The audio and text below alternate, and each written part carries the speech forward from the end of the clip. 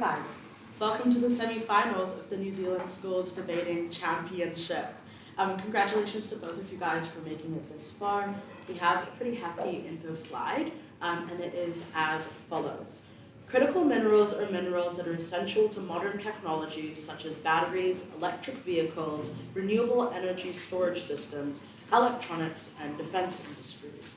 Many African states possess significant reserves or production of critical minerals, including cobalt, copper, graphite, and lithium. A collective bargaining cartel is an arrangement typically involving states coordinating policies such as export terms, pricing, production levels, or investment conditions when negotiating with foreign government or multinational corporations. The motion is, this House believes that mineral-rich African states should form a collective bargaining cartel for critical minerals. We have AucklandWhite on AF and AucklandBlue on NEC. Speaking times are between 7 and 8 minutes, with POIs between the first and the 7th minute. The timer will go off once at 1 minute, once at 7 minutes, and twice at 8 minutes. Reply speeches are 4 minutes long. One timer will go off at 3 minutes, and 2 will go off at 4 minutes. With that, I welcome up the first affirmative to begin this discussion.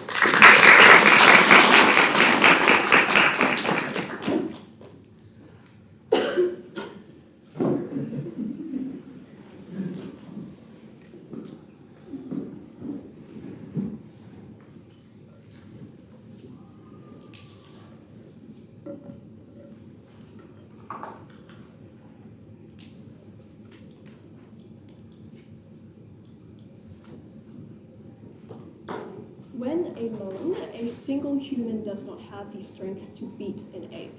But when 100 humans join together and combine their strength, we leave the ape forced to respect us, proud to affirm. 3 things to do in my speech today. Firstly, I'm going to talk about how we improve economic conditions in African countries. Secondly, on diplomacy between African states and how that gets better. And lastly, on the price of minerals. Before that, let's do some setup. Firstly, on what a bargaining cartel actually looks like in the first place. And I think it's probably going to function very similarly to most international organizations. That is, decisions are going to be made by the cartel, which require a unanimous vote. And this is likely for 2 reasons. A, because these countries share a common interest to rebuild a post-colonial system that is functional and democratic. People want stability within these countries. The leaders want stability because getting couped is bad, and it is bad if you have poor economic conditions because the leaders live through this.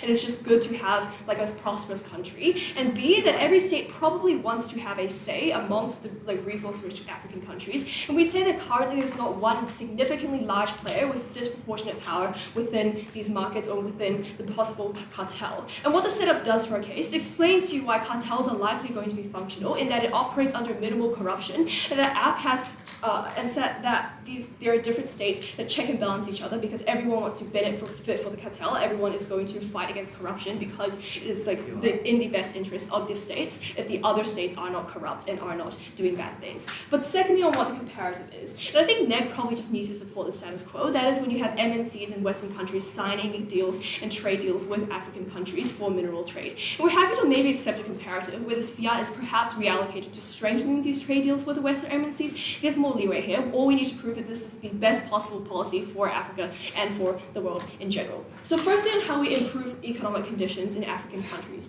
And contextually, I would say that these countries have a lot of resources. They have huge economic potential because they have large rare mineral reserves. And note that this is the most mineral-rich area in the entire world. And B, that these countries are currently extremely poor because even if they do have these resources, they're being extracted for very cheap prices by the West, and there is a significant diplomatic power imbalance due to the force of colonialism and due to a lack of historical stability and due to a lack of systems and economic planning because they've just come out of poverty, because they're just recently post-colonial and recently gained sovereignty, right? But C, this means that right now, rare earth minerals are extremely cheap and they're underpriced within the market because of the West's ability to negotiate with these new developing smaller countries, because of the significant diplomatic power imbalance, because these smaller countries rely on exporting to these Western countries, because they're scared that they're going to just like pivot pivot these exports to other African countries instead, so they have to bow down to the West, and that's particularly bad. So how then will forming a bargaining cartel actually significantly improve these conditions?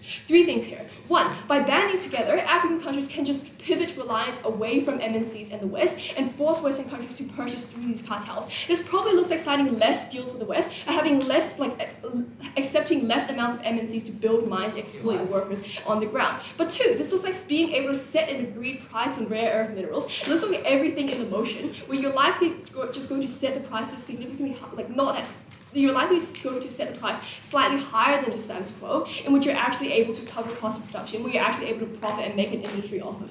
Note that I'll scale this point a little more in my 3rd point. But thirdly, this also looks like economic freedom within the bloc, because the policy is decided between countries and in the interest of these African countries, as opposed to in the interest of the West, right? This means that the West can no longer do things like threaten to pivot exports or withdraw investment, because the West needs these minerals in order to do things like fuel the technology sector, in order to do things like develop AI, you need rare earth minerals. But note here then that there's just a lot, note here, because there's less competition, we're just going to be able to have a lot more bargaining power for these smaller African countries. Yes?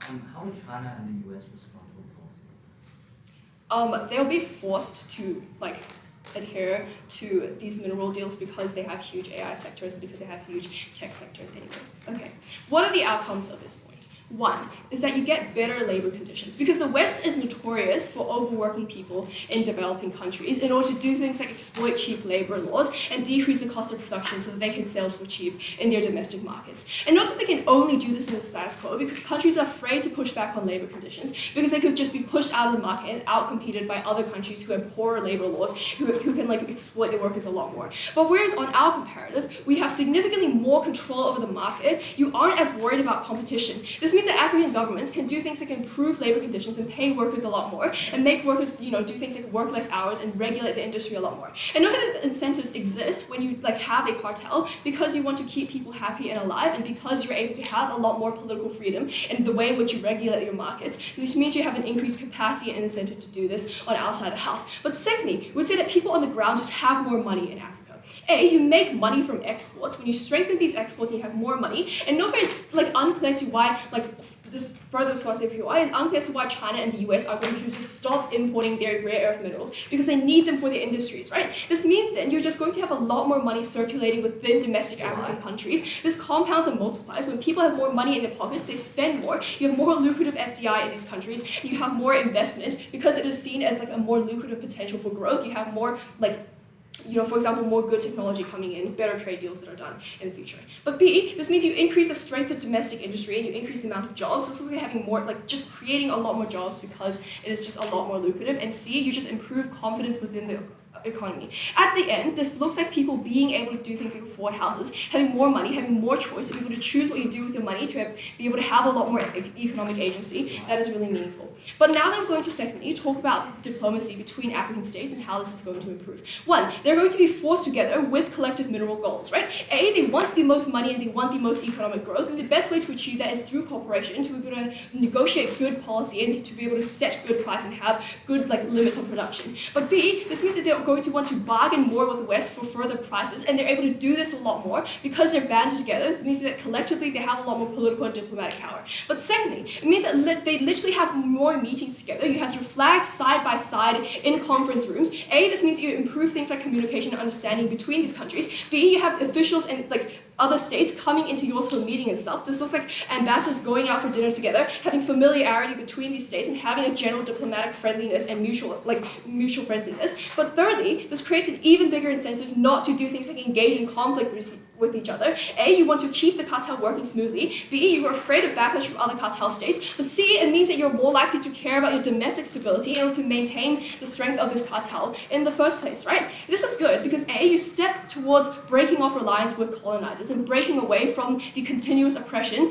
that you have from US, but B, sovereignty improves when you break away. You're better able to make decisions that are actually within the best interest of your people, of your country. That is meaningful because I think the state needs to be able to represent their people as opposed to people in the West. But C, you have more peace, more diplomacy, you increase cooperation, you increase the chances of more trade in the future. But lastly and briefly on the price of minerals, I actually flagged there's going to be integrated preemption on why they cannot claim things like price gouging. The issue in the status quo is that the price of rare earth minerals fluctuates a lot. 2 reasons. A, because it is dependent on demand, because individual countries companies respond to individual demand for the products, and B, because there are production shocks and conditions are very volatile for the natural industries. This is fixed because when you're able to negotiate a set price on outside the house, you keep things constant as opposed to having this fluctuate in the first place. This means that for all those reasons, white is always right.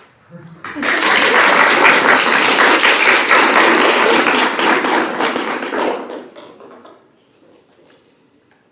thank the speaker for their speech, and I now welcome up the first speaker of the negating round.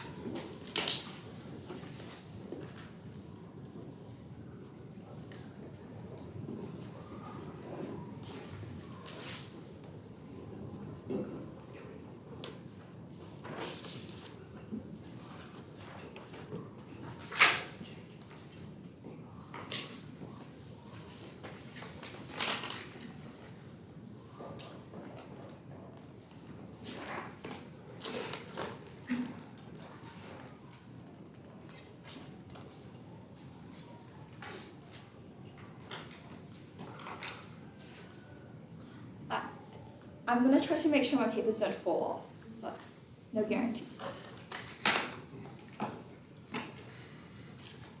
I'm going to begin my speech in 3, 2, 1.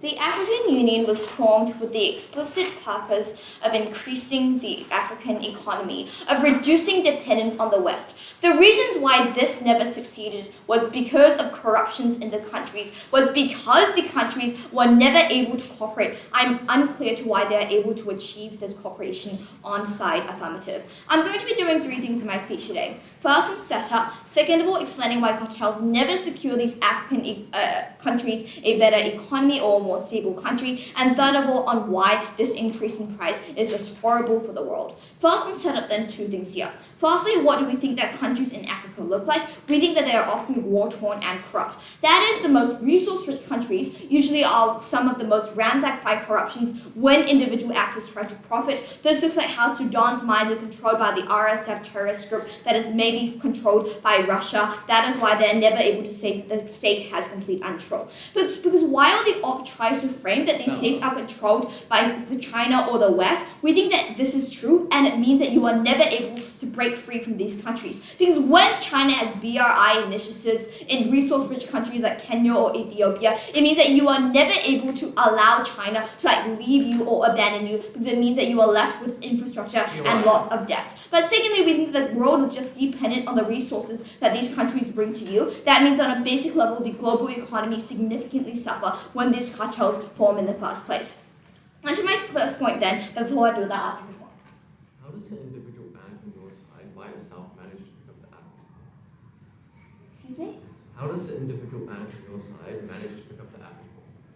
We think that the individual ant doesn't, but we don't think that the apple core is as harmful as you would try to claim. I think that on your side of the house, the ant is crushed under millions of apple, while on our side they only have to lift 1 apple core. Until then, on why cartels never secure you a better economy and why you get a less stable country when you do so. At the top of this point, I want to frame how cartels form. We think they depend on 2 things. First of all, we think that they're dependent on trust, and we think that there's no real legal enforcement of how these cartels actually work. This means that at any point in time, countries are capable of pulling out, even if it is not in their best interest to do so. But even if pulling out isn't in their best interest, we think that there's still a variety of reasons they might do so. First of all, while African tell you that, oh, you'll cooperate with other countries, we think that is empirically not true. We think that there usually tends to be a lot of instability within and between the countries, which means that there's often just very political incentives to pull out. People are irrational actors. When you are at war or when you perceive yourself as being harmed by another country, that means that you do not want to be in an alliance with them. But we also think that these are fueled with historic tensions. That means that even if China is objectively a worse actor, at the point of where you probably never met a Chinese person in your life, you're probably still more resentful of the other country that has killed your family, that has been really horrible to you. It means that you're probably still pressuring your politicians to never enter a trade deal with them. But secondly, we think that individual countries just face pressure from international actors. Note that cartels only really work if all countries with these resources buy in. Otherwise, you just get into this price war where like some countries are pricing it lower and then you have to like match it lower to like match. We think that this means that when Sudan is dependent on international actors for their fight against terrorists, they're never going to risk losing the support by alienating America. What this then means is that the cartels, when they form, are likely going to be highly unstable and thus experience these price fluctuations, which I'm later going to explain why they're so incredibly harmful. But second of all, I think that cartels are dependent on the government having control over you, over the price and the amount that you export. When Sudan has half its mines controlled by a terrorist group, then we think that they are never able to exert that control. When the Sahel has ISIS violently rebelling against ever collaborating with another country, we think there is no way for the government to ensure that these policies actually work. But I think that the unstable cartel is worse than no cartel at all for two reasons. First of all, when you have large price fluctuations, that harms confidence around the world, that harms global institutions, that like lowers the amount of technology innovations you're going to work. You should believe that this matters because it impacts the entire world. But more so than that, your domestic industries suffer when the price fluctuates. That is because like these countries can no longer depend on having a set price, even when it is low, to base their industries on. But second of all, it means that you gain the ire of international actors for nothing. It means that you break the existing trade deals that you already possessed with China that may have taken a long time to negotiate. Note that in the status quo, you are unlikely to ever negotiate a better price deal after you join the cartel and pull out again, simply because the world today is a lot more paranoid than it was 10 years ago. People feel more possessive over their resources because of things like the oil shocks in Iran. That means that they are less inclined to be charitable. But even if your cartel works well, I'm now going to analyze why you still never get the desired benefits that you want for your economy. First of all, cartels have an uneven distribution of power. This means that when some countries have better infrastructure, when they have more resources, when richer countries have more control over how these cartels operate, it means that the amount that you can sell is highly controlled. I think that AF must stand for weaker countries going along with these richer countries, because the alternative is a weak and destabilized cartel, and I don't think that that is what they want. So this means that when a poor state enter these cartels, they cannot ensure that they make more money, because even if the price is higher, South Africa only allows you to export 10 tons of lithium, while China was willing to accept 50 tons. It still means that you are making less money on a net. But secondly on this is that you are never able to force China and international actors out. And I want to note that all the points that they bring you at Lucy actually hinges on you being able to like negotiate or you being able to bargain with these international actors in the first place. Why are you never able to do this? I want to frame that China and the USA have active incentives to remain in the country when these resources are critical. More so than that, I think that these countries will never take a no for an answer. Instead, they are likely to exert pressure on you to stop. This can look like China funding the opposition political party who might give them lower prices. This might look like how the US group might try to like provoke you and try to pressure you into stop putting these higher prices by stopping funding anti-terrorist groups. We think that it is far worse than you because it means that these countries now have an active incentive to destabilize the country. Look, the CIA killed the Iranian president when he tried to nationalize oil. They killed the Congo president and destabilized the country when he tried to do the same. When they are willing to literally murder leaders in order to fulfill their own benefits, you should believe you are never able to pull them out. But I want to note here that in the status quo, I just don't think that China and the USA are likely going to be bad actors for three reasons. First of all, competition mechanisms means that because they both want to get these resources, they have to compete with resources for each other, so they cannot charge the price astronomically low. But second of all, it means that they cannot treat workers too badly because they're still dependent on them to work. Thirdly, it means that they still give you a lot of economic resources. So even if you believe that they still treat your workers badly, BRI has a potential to give you millions of input in GDP. That is something that you still value about. Lastly then, industry standards never increase. This is because first of all, there's never any incentive to do so. The money is going to the most high-ranking people. You should not believe that the billionaires have incentives to pay their workers on the ground more money. But second of all, this creates an additional harm of Dutch disease, which my second speaker will expand more on. Lastly then, on why this is so bad for the world, and I think this is a very intuitive harm you have to believe. Because when the cartels are raising prices, that means that industries suffer because now it costs more money to build stuff. This is impactful on the individual scale because first of all, it means that the normal poor person now has to pay more for their phone. It means that they cannot access the gas prices. It means that they cannot access these things which are fundamental to their quality of living. I am so proud to negate.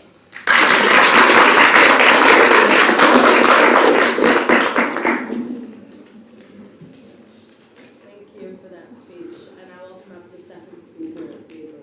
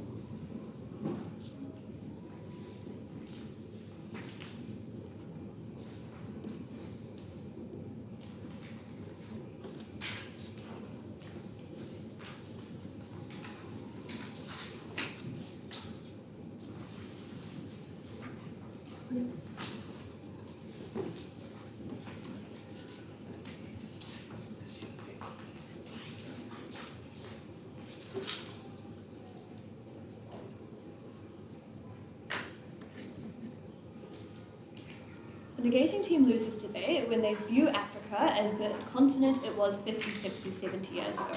Africa today is not a war-torn desert with people constantly fighting each other. It is a developing country world. It is a continent in which people and the countries there are fighting to have better political institutions, in which democratic institutions do exist, in which humanitarian aid is funneled into in order to make sure that these political institutions exist. It is not a bunch of cavemen fighting around with each other. It is a democratic, good political system that can have potential to work. A couple things in this speech. Firstly, I'm going to talk about what these cartels are actually going to look like, why they're going to be functional. Then I'm going to talk about their point on how the money is actually going to reach the people, why the officials won't be as corrupt as they tell you. And then I'm going to deal with the ideas about an unequal distribution of power and the idea of China and the US. Okay, firstly, what are these cartels actually going to look like? Why are they going to be functional? Their main push here is that the cartels are not going to be functional. There's no real legal enforcement. They might pull out at any point, and there's political instability between these countries. Okay, a couple things here.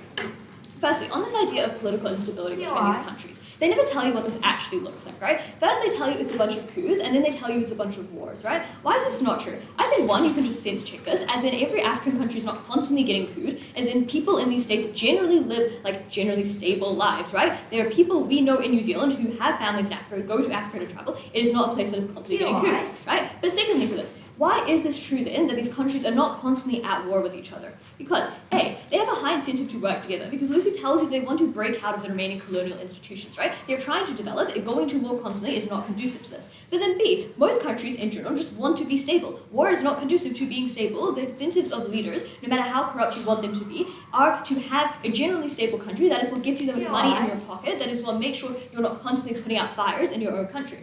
But then see, even if you don't believe any of this, they tell you that these countries are incredibly poor, but then they make it sound like they're constantly going to war with each other. In that case, where are they getting the money to do this? Where are they getting the arms and the resources to do this? And how are they having the fiscal capacity to constantly be at war? I think what you should believe at the end of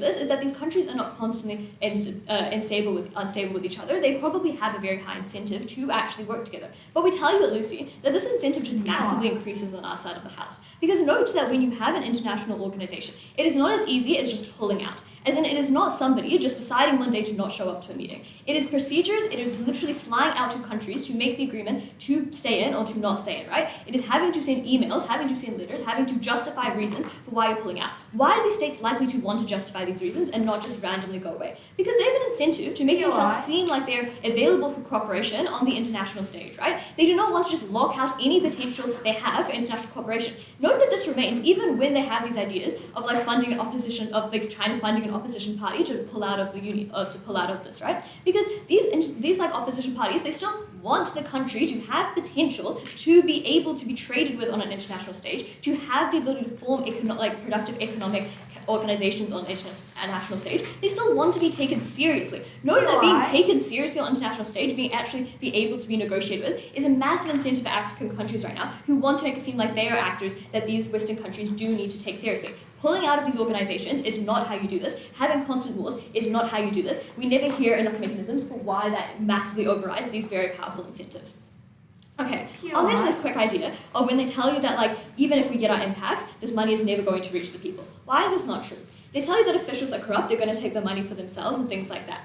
One, they tell you again that African states, recently post-colonial, decolonial ideology, the ideology of fairness, of equality, is very heavily ingrained into the new democratic systems. It's literally written into the new constitutions that they've written, is the idea that people deserve to be treated fairly as a result of slavery, as a result of these terrible things that have founded these nations, right? But then B, we tell you that state leaders do want, like I told you before, they generally want a stable country, right? The way you do this is you be perceived well diplomatically on the international stage. Constantly having officials that are just like taking money from their people, openly being very corrupt, is not how you do this. I think it is very intuitive to believe that countries, especially developing ones, want to be perceived well. They want to have a say at the United Nations. They want to be able to sit in conferences and be taken seriously. Having these incredibly corrupt officials is not the way to do this, right? But then 3, note that they want to also be, like these leaders want to be re-elected by their people, right? And if they want to claim that these democratic institutions are so incredibly corrupt, then they have to explain why it's so corrupt that even getting the majority of your voters hating you and protesting against you because you're taking all of their money is going to override this, and why that will be overturned. I think that's just a very, very high burden thing for them to push, right? Even in our worst case, where these officials are just taking this money for themselves, even if you don't believe any of that, right? If they're taking the money for themselves from these industries, they want these industries to grow, so then they can get more money. The way you make these industries grow is you create more jobs in that industry, you increase the industry, you build more places for people to go and have work. That is still a net positive, because these people are still getting paid. And we tell you at Lucy that these people are getting paid more because these working conditions are better. Even in our worst case, we still win this, we still get actually all these benefits for the African people. That is incredibly meaningful. You should care about way more people having jobs and way more people having stable sources of income. Okay, next then, on this idea of an unequal distribution of power. They tell you that these countries are like these very rich countries, the very poor countries, they're just going to be exploited, and South Africa is only going to allow you to export less lithium than China does. A couple things here. One, I think we tell you, Lucy, that there's no main superpower in Africa. We never hear a response from this. The main thing we hear is an assertion that some states are more powerful than the others. I think it's fairly believable to say that most of these countries came out of colonialism at the same time. They're geographically in the similar positions. They geographically have similar access to resources, similar biomes, similar environments. It's very unclear as to why one is going to be so much more economically powerful than the other. We also tell you that all of these countries have an incentive to push for equal voting and democratic procedures within this cartel, right? And this is never responded to. They need to break this down, all the reasons we give you, in order to prove why there's going to be such an unequal distribution of power. Even if you don't believe any of this, and you believe that all these countries are going to somehow be constantly vying for influence within this cartel, right? They tell you that South Africa is only going to allow you to export less lithium than China does.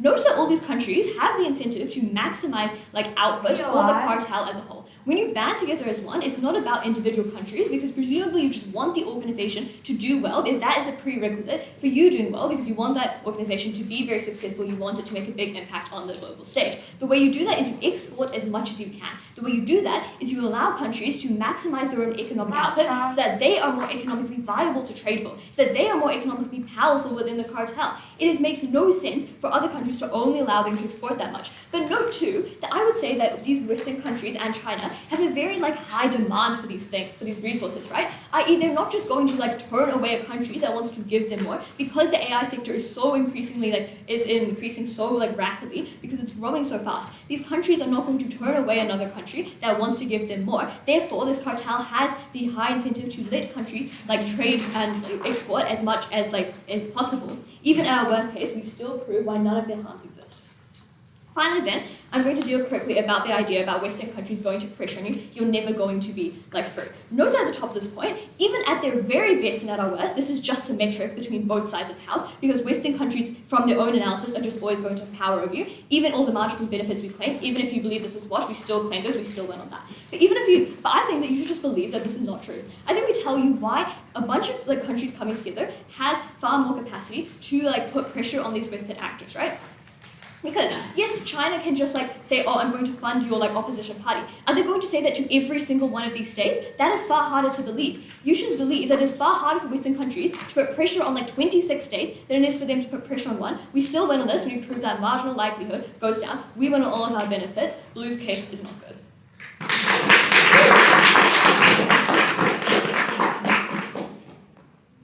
Thank you for that speech, and I welcome up the second speaker, Delegate.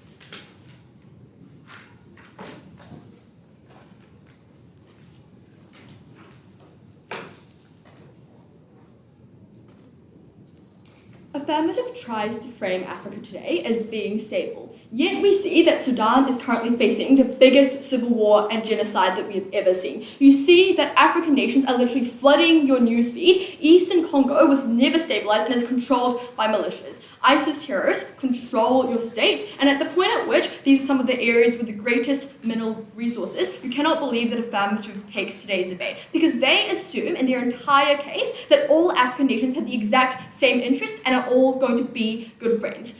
We win because the relationships between African nations are unfortunately not sunshine and rainbows. We wish this was the case, but unfortunately it is not. Affirmative needed to contend with this to win today's debate. They haven't done this. The first thing I'm going to do in my speech then is deal with economics, which is their biggest push in this debate. But note here that the premise of their entire argument relies on the fact that African nations are going to act with the same goals. They never prove this premise, but just tell us that African leaders care about the people voting them in. It is implicit in their case for this premise to hold, for them to unlock any of their benefits. I'm going to explain to you now why this is not true. First of all, if you just think about it for a second, there are literally no African nations that are democratic. The only one that I can think about is Nigeria, who is currently trying to undergo democratization, but you still see that they are literally struggling. They are trying to shoot down people who vote for the wrong party. African nations are not democratic. Don't let Affirmative try to gaslight you. Second of all, these nations are just corrupt. In these nations where they try to be democratic, they have incredible levels of corruption. There are leaders who just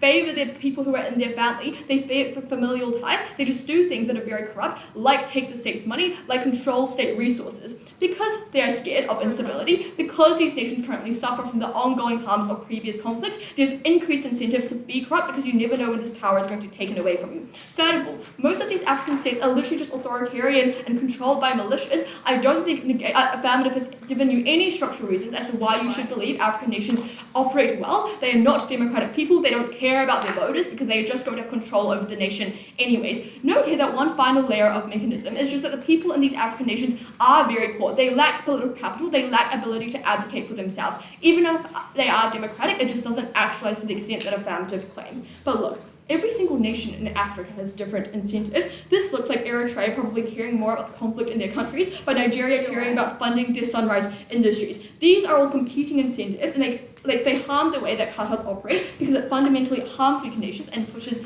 bullies to the top. To join the cartel, the nations need to invest. This looks like setting up collective infrastructure. This looks like donating barrels to be able to hold the oil they're exporting. This looks like letting other nations to use your ships when they do exports. But this inherently disadvantages weaker countries because the less that you give, the less say that you have. The most powerful nations tend to be the ones that are richest and they care the most about economic development. These are the countries that have the most capacity to invest in the cartels, so they have the greatest say. What this means is that they have disproportionate power over what policies are passed and they support raising prices to get profit. Here I'm going to quickly deal with what Lucy tells you in her model, that it's going to be a unanimous vote. Look, we just don't think this is ever going to be the case and it is never going to hold because it is so hard to get a unanimous vote. The reason why the UN literally sucks at doing anything is because you can never get anybody to agree. You have things like vetoes which stop things from happening. If you buy Affirmative's characterization that it has to be on a unanimous vote, nothing is ever going to happen in these cartels. What this means then is that there are huge harms to the world when these powerful nations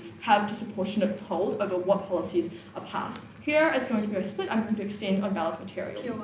First of all, higher prices just mean that electronics get pricey. It means that the cost of production increases, there is less R&D. But second of all, when you have higher prices, there's just more global instability. As people try to fight for these resources, it looks like Trump wanting Ukrainian resources more and more because it is more scarce, because it is more unstable. But third of all, this instability just means that you aren't very confident with global supply chains, right? Ballard gave you a lot of mechanisms in her speech as to why these cartels are never going to be stable. This means you can never be sure about how much they're going to export. You can never be sure about the price level they set them at. You are always scared. You don't know what is going to happen. This is very bad for anything that is trying to produce in the world. Finally then, when you limit production level, look, this can happen in the cartels because some nations will want to prevent the amount of stuff they're deploying out to the world. It means you have shortages. It means you create more instability, especially with the AI race right now. This is particularly harmful. But look, this is very bad for these nations that are in the world that are developing and they don't have resources. They are not within Africa. This looks like Sri Lanka. They have a lot of natural resources, but they literally just can't unlock them because they have no development infrastructure. It looks like harming every single person in these other nations that aren't in these cartels but are developing, because it looks like increasing the cost of oil for them. It looks like not being able to drive to work. It looks like having to pay exorbitant amounts of money to actually just go out and buy food. This is incredibly harmful and something that negating Affirmative needs to deal with. But look, it is especially harmful because you lock out any of these other developing nations from ever accessing economic gains and economic growth because you make things like oil and these critical resources so hard for them to access. It looks like locking out all of these nations from ever accessing things like sunrise industries because they can no longer develop AI because these African nations are within this cartel that is literally just raising the price because of these powerful nations that bully every single other nation in the cartel. What you have to believe is that there are huge harms to these vulnerable nations, and we weigh this very highly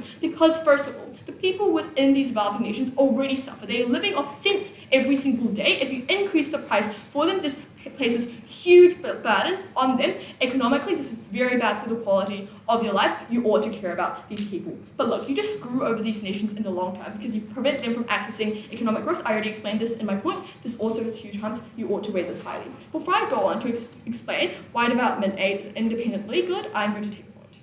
If African nations are so waterborne and undemocratic, how do MNCs in the West come in on your side of the house? Great, I'm going to deal with this POI now. First of all then, why is development aid independently good? This responds to the POI on how MNCs come in. Look, aid is good because it means that you get money. This means you can do things like build infrastructure, you get things like education, and you get roads. But the reason you uniquely get this money on our side of the house is because, first of all, insofar as cartels don't form well and you always have conflict and competition and competing incentives, there's less incentives for these resource cartels to actually give you foreign aid. Second of all, Affirmative tells you that these nations want to gain as much power as possible, right? These foreign MNCs do this uniquely through funding many aspects of your nation. On the comparative, African nations have no motivation to fund things like your education, like your roads, because the only thing they care about is your resources. This is something that is only able to happen on our side of the house.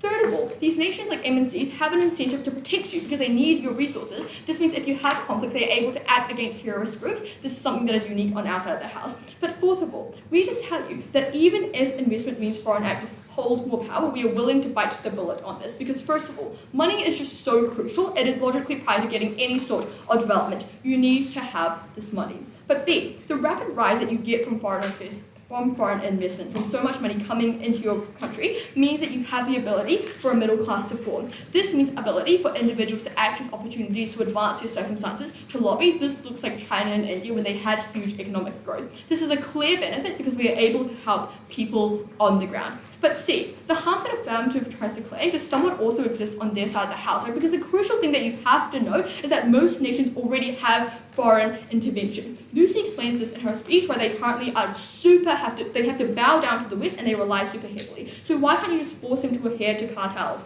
First of all, the huge amount of investment means that you're in debt, you rely on these nations, you can't just move away from them, you can't force them to use your cartel, right? But second of all, your infrastructure is set up by these foreign actors, they probably still hold the maintenance infrastructure, tech, stuff like that, you rely on them. What this explains is you can't buy Affirmative's material that you act against foreign investors because you are still stuck under them. At the end of my speech, what you have to believe is that foreign aid isn't terrible to the extent that Affirmative claims, it is uniquely beneficial. At the end of my speech, I think it's clear that we win, proud to negate.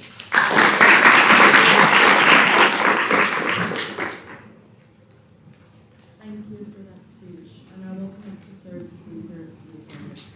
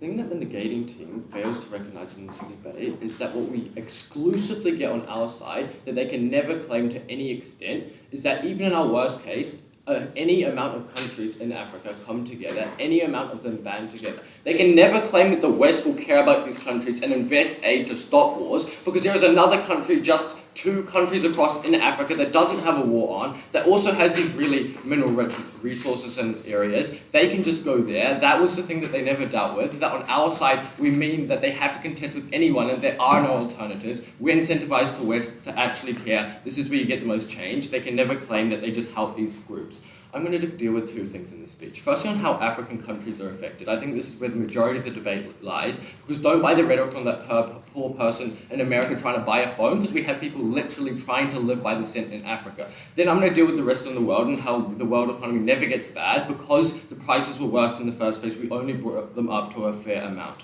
They told us at the top level that we were contingent on these cartels being being well, and that they're very dysfunctional. 1, because there are regional wars, and 2, that there are terrorist groups that exert a huge amount of control. I'm going to prove to you why this contingency never existed and why we get enough benefit to win by the margins anyway, but we have 4 responses to this anyway. Firstly, they never dealt with our mechs for diplomacy. They never directly engage with the fact that they are incentivized, even if that's marginal, to work together more on our side, because you are building a community, a group that has to deal with the West more directly. That is something they can never get. They never dealt with these mechs. That still stands, even if we win by the margins. But I think secondly, we are never talking about countries that have terrorist groups, because as I flagged to you, these are the countries that West don't go into extract resources. These are the countries that they leave to die. They leave those people on the streets there because they have another country they can go to. They are bad actors. They can never claim otherwise. I'll prove to you that later. But I think thirdly, we already told you, Kirsha, there is a lack of capacity to go to war outside of these countries that we've just framed out. That was never dealt with. All they tried to do was frame everything in. That was never enough. But I think fourthly, the comparative is far, far worse, because they told you that it's worse than no cartel because war causes the prices to inflate. But we told you that there's no war. We told you that in the worst case that it is symmetrical because they can go to other countries with no war. The West is a bad actor. They only want money. That is something that they can never get when you band together on our side. But I think secondly, even if it's on the margins, on their side they get literally no incentive to work together, because if you think that there are wars, then these countries without care so much about themselves instead, they never work together on their side. Let's quickly talk about war though, because their whole case kind of relies around the fact that there is more aid on their side, that war is better on their side and the West cares. But they can go to other countries, don't buy that rhetoric, that was never enough. I think war is at least worse on their side when they have to deal with it on our side. But their next claim is that if it works well, that you still get an unequal distribution of power, and it looks like South Africa forcing like Sudan to sell less of its stuff compared to China, which would accept a lot. I think though, just let's step into the comparative, because the comparative looks like on their side, the US directly going to Sudan and directly exploiting them.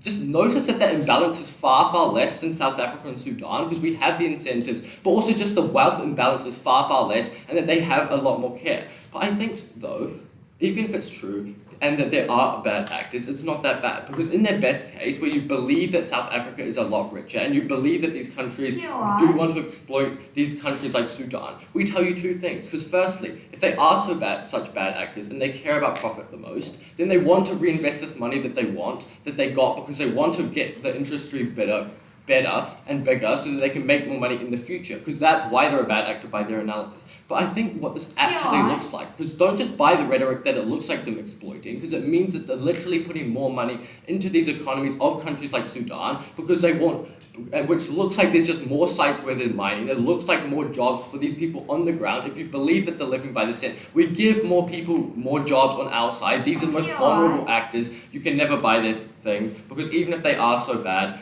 it's a lot better on our side. But also, notice that this is a lot better on our side, and that the comparative reinvestment is a lot more. Because we tell you that prices go up to a fair amount, because they can band together and allocate their resources, so that no individual country is exploited and forced to give its resources, otherwise they just get nothing and the West goes to another country. We get more reinvestment on our side, because there's more price that go up, that is just a lot better.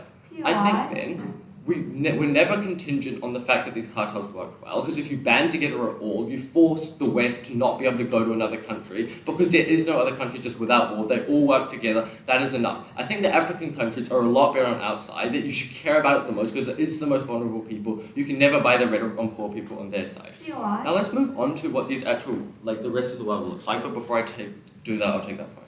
Okay, say the only countries with no war join the cartels, but Sudan and Congo and the Sahel are some of the most resource-rich countries in the world, and they're still trading with the U.S. Why then do international actors feel the pressure to now pay them more money? Don't strawman our claim. Our claim was never that they're not in the agreement in the first place. We're just saying that you don't increase aid on your side, because there are other countries they can go to that the war exists, and there are far better ones they never aided on their side. Don't strawman that.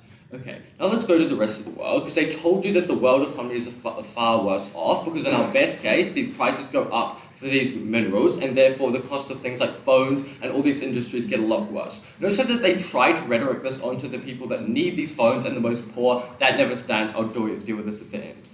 Okay, what do these prices actually look like? Because they tell you that it goes astronomically high, and it's very, very bad. But we told you that the status quo is when a country like the US exploits these small countries to ridiculously low prices. Because these countries can't opt out, because if they say, we want a higher price, then the US just goes to a different country that is more willing, and that means that the prices are so bad in the status quo. That means that when the prices go up, it only goes to a fair amount, because notice that they still need to sell, they still need to make this profit, which means they're never going to make the prices above what the US and China and these industries can afford. The prices are now fair on our side, not ridiculous. But also, let's step into these industries, because we tell you that the price of things like phones don't increase, because the profit margins are just so massive. It looks like an iPhone being made for $100 but being sold for $2,000. Those profit margins are exceptionally high. But notice that if they increase the prices on their side, they knock out a lot of consumers that they no longer can get money from.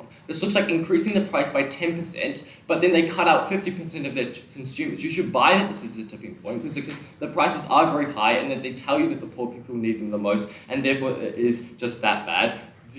Okay, but I think you should never buy the rhetoric in the first place, because notice that they tell you that these people are so poor that they need a phone. But on our side, we actually save the people that don't just need a phone. They need food on the table. They need any kind of house or like any kind of place that they can live and sleep over in the night. That is what we care about in Africa. You can't just believe that the world economy is a lot worse when we're talking about the most vulnerable people in our world. I think then at the end of this speech, you should note a couple of things. Firstly, that it was never good enough to tell you that war's a lot worse on our side because it is symmetrical. They never directly dealt with the exclusive benefit that we can only claim when you band together, when you force Western countries to not go to no alternative, because there is no alternative on our side when you band together. Even if done badly, the inherent fact that you come together at all is enough for the West to care. That is where we get on our side. AucklandBlue's case needs a lot of blue.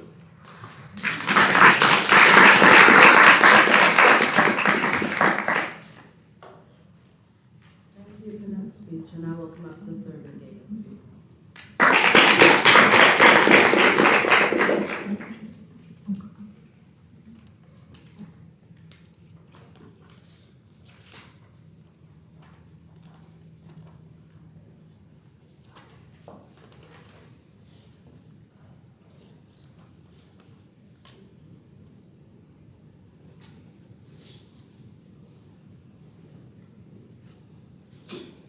The Mali coups, the Russia and the Sahel, Somalia and Somaliland, Congo and M23, the raids in Mozambique. These are 5 additional wars happening in Africa that have happened within the last 5 years. It is incredible for them to say that there's democracy in Africa right now and that Africa is an incredibly stable region. This is just empirically untrue, but we gave you the structural reasons. It's unstable, people are poor. You cannot believe their framing that countries in Africa are just extremely happy, they're all democratic. That was never true.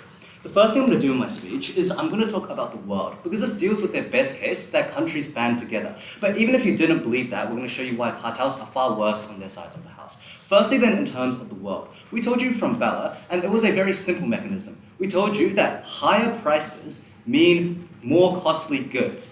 That meant you got inflation. That meant you got instability around the world. That meant you got massive dangers all across the world. And I want to weigh this on 3 metrics here.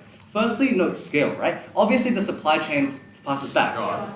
Hamish tries to say that on their side of the house, like they can just cut profit margins. But no, that this was never explained why. We think Apple doesn't want to cut back on their profit margins. What they want to do is they want to increase their prices and pass that cost onto consumers. Why? Because obviously they want to retain their profit margins, and obviously they have the ability to do so because everyone needs a phone in the status quo. But secondly, we told you that you all weigh on the certainty of our harms. It's unclear whether people at the end of the speech get better on both sides of the house in terms of people in Africa, in terms of their circumstances. But the certain impact that we can prove on our side of the house is that people do not have to pay more for their phones. And I want to impact this out because you just have to look at Iran and what the oil prices did to entire economies around the world. Similar things are likely going to happen. Your phones are going to cost more. Subscriptions are going to cost more. That is going to be devastating for billions and billions of people around the world. But finally, we just weigh on vulnerability as well. There are people in slums all around the world who probably live very similar lives to those people in Africa. If you are able to benefit them, and you are able to certainly benefit them because these prices aren't passed off, that is where we win this debate. So, even at their best case, in terms of what Hamish claims is like you just need any countries to band together, that was good for us because the world gets better on our side of the house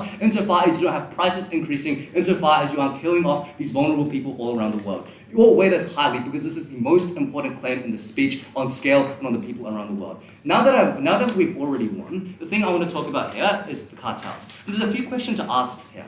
Firstly, who has more leverage in the status quo? Because if I can prove to you that the US and China have more leverage over these countries, then you all believe that these cartels were never going to form well into the first place. Why do we tell you that there was more leverage in the status quo for the US and these nations? Firstly, because we told you that US, China, and Russia, they aren't entering these countries. They already have infrastructure. They already have investment within these countries. That means when you form a cartel, you risk these countries pulling out. But secondly, we told you that they also have geopolitical leverage. Like they literally have the most amount of money. They can wage proxy wars. They can fund opposition groups for you to ensure that these cartels never form. But finally, I just want to whip Sarissa's material here, which got no response from Hamish. We told you that you can get independent foreign aid on our side of the house because the US wants to make sure that you, because these actors, for example, like the UN and US want to make sure that you're good. Because no, on their side of the house, China and the US are going to backlash against this cartel. They're never going to like it. On our side of the house, the US wants to prevent China from entering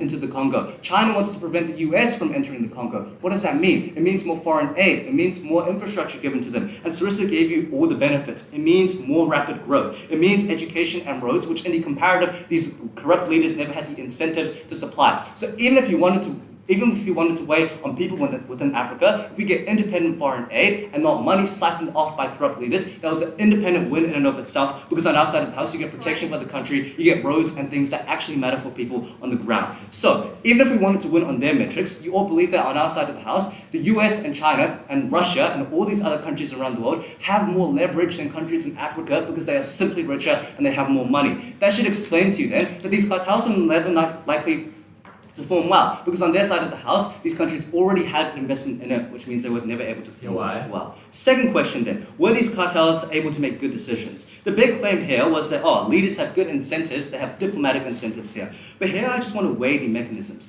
Put yourselves in the shoes of a political leader in Uganda or in Congo. What are you going to care more about? The fact that I have to be diplomatic and I have to try to be democratic for my country? Or do you care more about the fact that your clan can literally be killed the next day? The fact that you can literally die the next day because people are going to attack you, China is going to fund opposition groups. Clearly, because you care more about the risk and the mistrust that you have within your nation, you clearly care more about this than all their material about diplomacy, because you can literally die. It is a huge threat. But secondly, we just told you that these leaders do not have good incentives. These are literally corrupt leaders, and importantly, no, they never gave us any analysis as to why these countries that pull together trust each other. We say there is heavy mistrust against the African Union because South Africa could always usurp the resources of Congo, because our countries, richer countries in Africa, could always pull investment away from Congo and into other countries. So it's unclear why these leaders have good incentives, because they're corrupt. But even if it wasn't, they care more about not dying than trying to save the country. But even if you didn't believe that, the cartel would have just never worked, because leaders do not trust each other within this cartel as well, which means money is likely going to be supplied away. All that should explain to you is that on our side of the house, on their side of the house, leaders have far worse incentives. They are corrupt. But even if they didn't, cartels were never going to form, because that was not the best interest that they cared about. Comparatively, on our side of the house, we told you that leaders that you're able to get more independent foreign aid from Syriza. We told you that you're able to prevent price increases for people around the world. You will weigh these certain impacts on our side of the house more. But finally, let's deal with the simple claim that on cartels on their side of the house, more collective bargaining power means more money. But before that, I'll take the appeal. Actual countries want to be seen as cooperative and reasonable, so they can become part of international organizations and be traded with internationally. Why does this not incentivize them to actually negotiate? One, look at the AU. It never succeeded on their side of the house. But the reason why is what I just explained to you. These leaders care more about war and care more about saving their civilians and siphoning money off and trying to make diplomatic goals. Because no, diplomatic goals are so uncertain on their side of the house. It's unclear whether just because I want to be democratic, that I can be democratic, or I can have a deal with America, etc. So it's unclear why their mechanism was necessarily true. Okay. Finally, in terms of their claim, the thing to know here is what I just explained to you.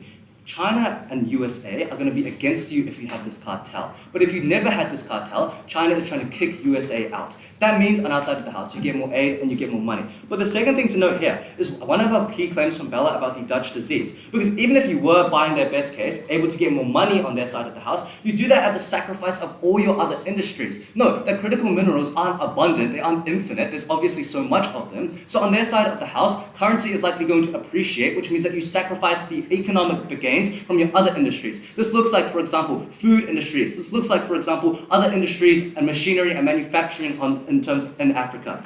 What all this should explain to you is that on our side of the house, we get independent foreign aid. Even if you didn't believe that, we get more benefits for other citizens all around the world. The final claim that Lucy brings to us is that prices fluctuate less on our side of the house. The first thing is just not true. Insofar as you believe that these cartels are unstable, prices are going to fluctuate a lot. But secondly, we say that prices increasing is a bigger danger than prices potentially fluctuating, because prices increasing is just a certain harm on their side of the house, which meant it created instability for people all around the world. At the end of my reply, you will weigh people around the world highest. But even if you didn't, we were able to sufficiently deal with their claims on cartels. For all those reasons, I'm very proud to oppose.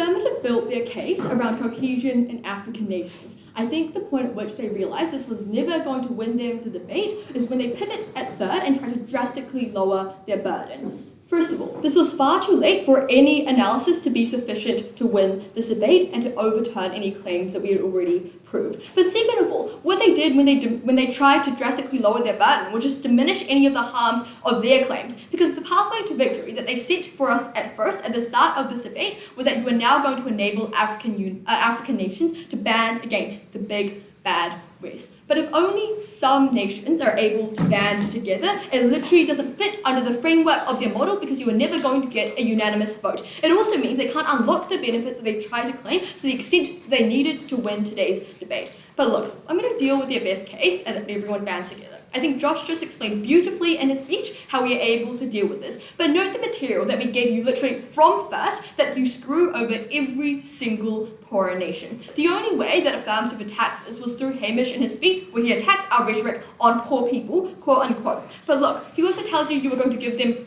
profit margins, you're going to cut them. Josh explained why this doesn't work. I think in their best case, every African nation bands together, but you literally make the lives of every single other nation so much worse. I think this is a harm that we are unwilling to take on in this debate. I think Affirmative has to lose on their own ground. But look, it just isn't true that everyone bands together, and what this means is a whole lot of instability, not just for the nations within these cartels, but also every single nation outside of them. In their best case, they screw over people who aren't in the cartel. In their worst case, everyone in the world is harmed. Next then, on foreign investment, I think Affirmative is incredibly uncomparative in this front, because they try to win on the push that African nations are uniquely able to get economic growth on their side of the house. But the comparative was never that African nations are just all left to fend for themselves on negating, right? Because note that on both sides there was always going to be foreign investment, and we explained why this is independently good. We got zero response in this debate. But even if it is bad, Josh explained how we are able to flip this material, and it held two implications.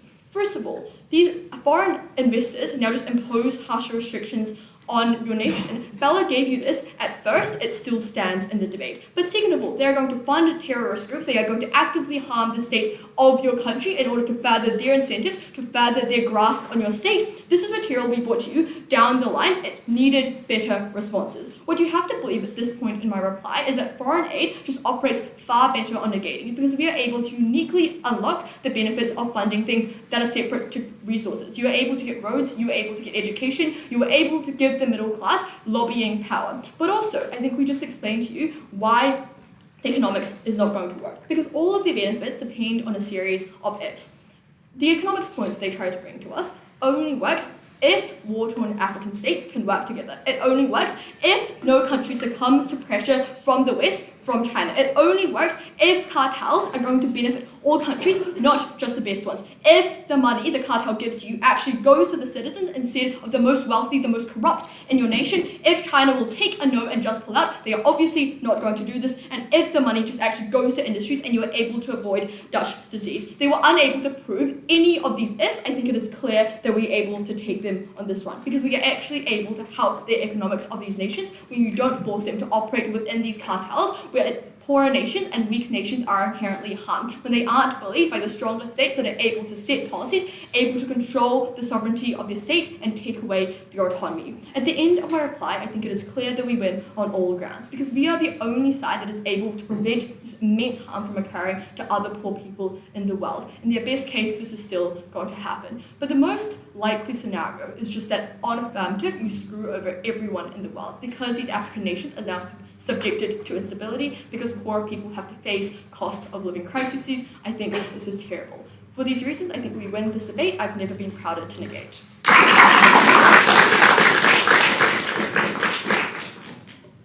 thank the speaker for their speech. And now we'll come up with the leader to close this debate.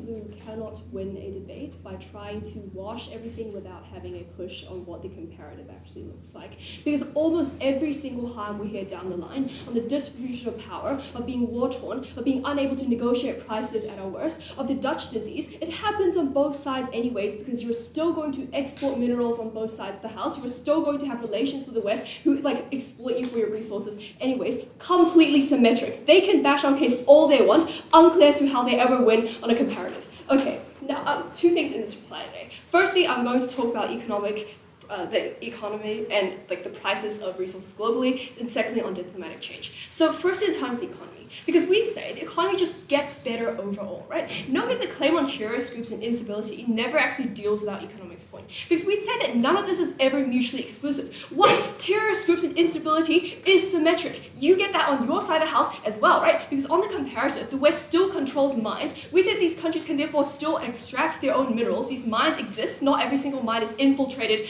by terrorist groups, and that is just largely symmetric on both sides anyways. Two, corruption and embezzling funds happens on both sides of the house, which means it's unclear where the margin of change is, unclear as to why they spend 2 minutes trying to make this out to us when nothing actually changes. Three, they never scale the price fluctuations created by cartels. We'd say it's significantly less, because volatile prices happen to volatile prices harm everyone in the cartel. Even if it's a couple of large countries controlling the price, it would be set at a good price and would be consistent, right? You cannot keep changing the price. It's done through confluences. It's checked and balanced. Comparatively, MNCs have all different incentives. They negotiate with different countries with different resources and different fiscal budgets, which means that this is obviously going to fluctuate significantly more. Both teams do the work, do the impacting on why volatility is bad. You should believe that volatility is so much worse on their side of the house. But fourthly, we deal with their push, that comes up very late on aid, right? Because Hamish gives you all the responses. But on top of that, right, we told you down the line, more aid was never actually scaled, right? We'd say it's very marginal, right? Obviously, the US still has incentives to give developmental aid. Obviously, they still have the incentive to negotiate good deals with the cartel, so therefore they do not want to break off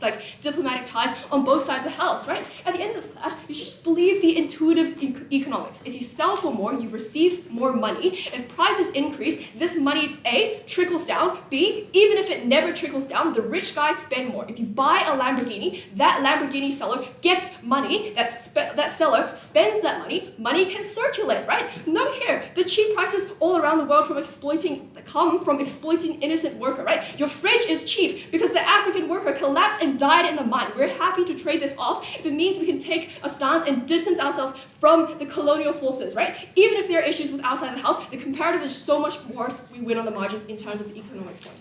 Now I'm going to secondly talk about diplomatic change, because their case is largely contingent on proving regional instability and stopping the cartel from being functional. We give you reasons as to why there are so many incentives for countries to work together, right? You do not want to go to war with the guy you're trading with, because even at our worst, there is still marginal increases in diplomacy and cooperation. This is incredibly important, this is incredibly meaningful, because it is an exclusive benefit that you're never actually able to flip on their side of the house. But now then, let's briefly talk about US and China's relationship and their reaction, right? One, they tell you that the US and China will just pull out and not buy anymore because price is going to increase. We say that one, prices will only go up when it matches demand. Christian deals with this, Hamish deals with this, no response. Two, China and the US still need these resources. They have huge AI industries. They give you all the mechanisms as to why they want to trade with Africa. They're not going to just stop buying from you, right? But secondly, they said the US and China will fund opposition parties. We dealt with this down the line, right? There's the tipping point to doing this is incredibly high. Funding terrorist groups has little political implications they never actually dealt with. These opposition leaders don't want to be pulling out randomly because of economic growth, because of international legitimacy. None of that ever happens. At the end of the debate, we can win on the margins. Even if they try to wash absolutely everything, they do not have a comparative push. AucklandBlue is not through.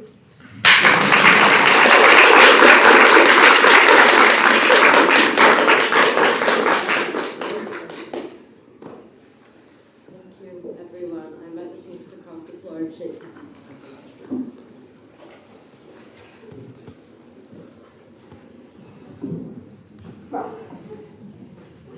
You guys maybe want to deliberate in